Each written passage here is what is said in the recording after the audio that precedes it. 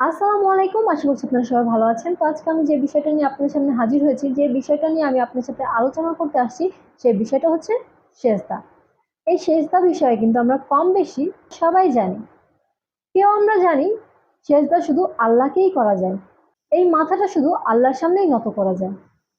আবার আমরা যারা গুরুবাদী লোক আছি, তারা আমাদের গুরুকে সেজদা করি, মাজারে গিয়ে সেজদা করি, গুরুজনদেরকে সেজদা করি।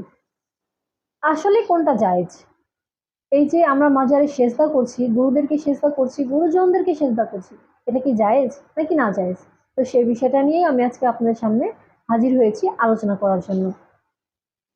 তো এই বিষয়টা নিয়ে কথা বলার আগে আমি একজন ইসলামিক বক্তার ছোট্ট একটি ভিডিও ক্লিপ আপনাদের সামনে তুলে ধরতে চাই। সে তার বক্তব্যের মাধ্যমে কি মেসেজ দিচ্ছে আমাদেরকে এই সেজদা বিষয়ে। তো চলুন আগে আমরা তার বক্তব্যটা শুনি, সে কি বলছে। তো চলুন শোনা যাক। এরপরে প্রশ্ন হলো, মাজারে সেজদা করা যাবে কিনা? এই সেজদা কার জন্য নিবেদন করতে হবে? এই কপাল কার জন্য নিবেদন করতে হবে? আল্লাহর জন্য। এই কপাল ইমানদার কখনো আর কারোর জন্য নিবেদন করতে পারে? কেন পারে না? কারণ শিরিক হবে। কারণ তাতে কি হবে? শিরকের অপরাধ সবচেয়ে ভয়াবহ কেন জানেন? এই যে মাজারে আমরা সেজদা করি, অনেকে মাজারে অনেকে দোয়া করে, মাজারে অনেকে মানত করে, মাজারওয়ালাকে আল্লাহর আসন। তো আমরা তার কথাগুলো শুনলাম। তার কথা অনুযায়ী, তার বক্তব্য অনুযায়ী এই সেজদা শুধু আল্লাহর সামনেই করা যায়। এই মাথাটা শুধু, এই কপালটা শুধু আল্লাহর সামনেই নত করা যাবে, আর কারো সামনে না। যদি আমরা কারো সামনে মাথা নত করি, সেজদা করি, মাজারে গিয়ে সেজদা করি, তাহলে ওইটা একদম পুরোপুরি শিরক হবে, বেদাত বা না জায়েজ। তো আমি যেই কথাটা বলতে চাচ্ছি এখন আমি সেটা বলি। আল্লাহর সামনেই শুধু মাথা নত করতে হবে, এই হুকুমটাই যদি আমাদের থাকতো, তাহলে আল্লাহ আদমকে তৈরি করার পরে তার তামাম ফেরেশতাদেরকে কেন বললেন তোমরা আদমকে সেজদা করো? সে তো এটা বলতে পারতেন তোমরা আমাকে সেজদা করো। আদমকে তৈরি করার পরে তামাম ফেরেশতাদের সামনে দাঁড় করিয়ে বললেন তোমরা আদমকে সেজদা করো, কেননা আদমের জ্ঞান তোমাদের থেকে অনেক ঊর্ধ্বের।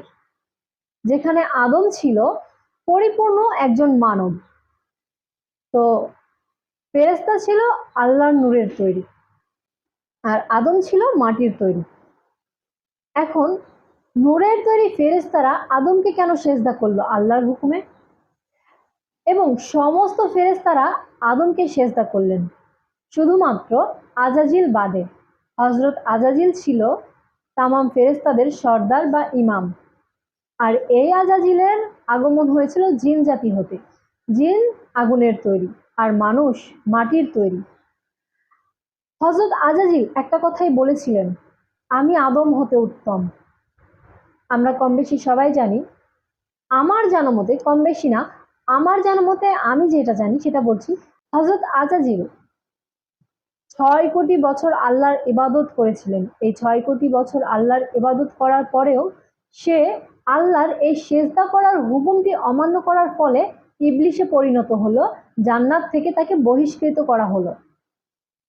ইবলিশ তথা অহংকারী আল্লাহর এই হুকুমটাকে অমান্য করার ফলে হজরত আজাজিল ইবলিশে পরিণত হলো, অহংকারিতে পরিণত হলো।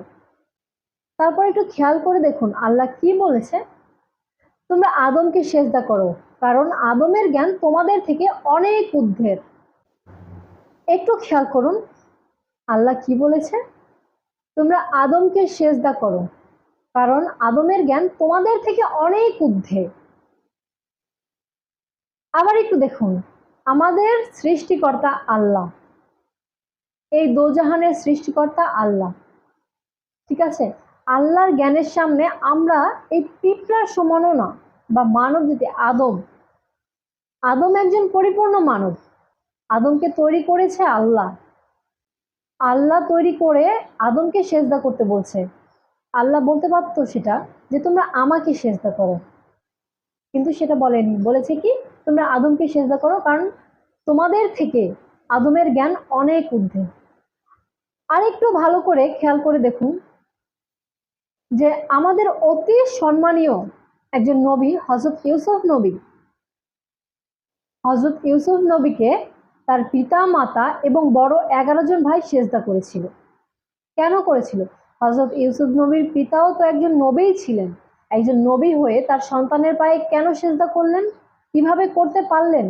শুধু তিনিই নয়, হযরত ইউসুফের পিতা মাতা এবং বড় 11 জন ভাই সেজদা করেছিল। কি কারণে করেছিল? কেন করেছিল সেজদা? এখানেও বোঝা যায় যে তারা কেউ হযরত ইউসুফকে সেজদা করেননি। তারা সবাই মাথা নত করেছেন, তারা সবাই সেজদা করেছেন হযরত ইউসুফের জ্ঞানের সামনে। ঠিক আল্লাহ যেমন বলেছিল তার ফেরেশতাদেরকে উদ্দেশ্য করে, তোমাদের থেকে আদমের জ্ঞান অনেক ঊর্ধ্বে। তাহলে আমরা কার সামনে মাথা নত করব? জ্ঞানের সামনে। আল্লাহ বলেছেন জ্ঞানের সামনে মাথা নত করতে। তাহলে সেই ক্ষেত্রে যদি আমাদের থেকে বেশি জ্ঞানের কেউ থাকে, আমরা তাদেরকে সেজদা করতে পারি, তাদের সামনে মাথা নত করতে পারি জ্ঞানের সম্মানে, তার জ্ঞানকে সম্মান করার জন্য। তো আমি এত জ্ঞানী না যে এত বড় বড় জ্ঞানের কথা বলতে পারবো। তো আমি এই কথাগুলোর মধ্যে কিন্তু অনেক কিছু ভুলও বলে ফেলেছি, আর সেই ভুলগুলো ধরিয়ে দেওয়ার জন্য আপনাদের কাছে অনুরোধ করছি।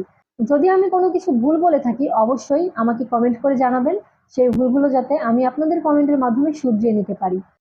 আর এই ভিডিওটা যদি ভালো লেগে থাকে লাইক কমেন্ট শেয়ার করে দিবেন। আপনারা যদি আমার চ্যানেল নতুন হয়ে থাকেন চ্যানেলটি সাবস্ক্রাইব করে পাশে থাকা বেল আইকনটি ক্লিক করে দিবেন, যাতে করে পরবর্তী ভিডিওটি খুব সহজেই আপনাদের কাছে পৌঁছে যেতে পারে। তো সবাই ভালো থাকবেন, সুস্থ থাকবেন, খোদা হাফেজ।